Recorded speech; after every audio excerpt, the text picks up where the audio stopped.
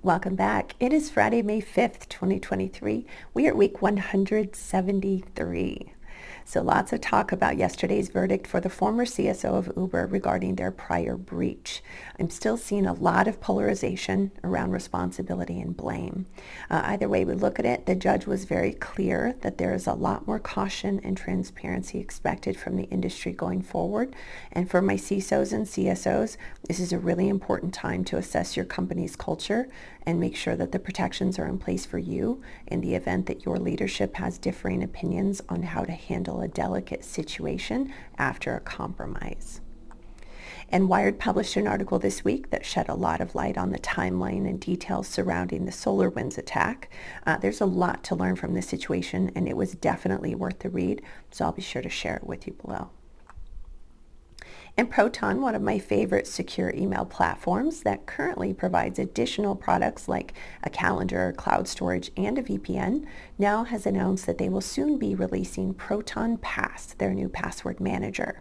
Proton Pass doesn't just encrypt the password field, but it applies end-to-end encryption to all fields, including usernames, web addresses, and all data contained in the encrypted notes section. This means that Proton Pass prevents anyone, including Proton itself, from knowing which online services you subscribe to or have accounts with. The end-to-end encryption design guarantees that all the cryptographic operations, including key generation and data encryption, are performed locally on your device, ensuring that your unencrypted data cannot be accessed by Proton or shared with any third parties. Proton servers never have access to your unencrypted keys, data, or credentials, including your Proton account password. We're definitely looking forward to this release, so keep an eye out. And of course, a situation we never want to see you in, but it's better to prepare for. Dark Reading shared their 7 things your ransomware response playbook is likely missing, like defining and assigning granular tasks ahead of time, keeping a current list of decision makers with their contact details, having a pro negotiator on speed dial, crafting a supply chain notification plan, having a predetermined communications cadence that includes specific answers to questions like what we know, what we don't know, what we're investigating, and what we finished, and the ability to provide a clear definition on events versus incidents, as well as playbook updates to assess what worked and what can be improved upon. I'll be sure to link it for you.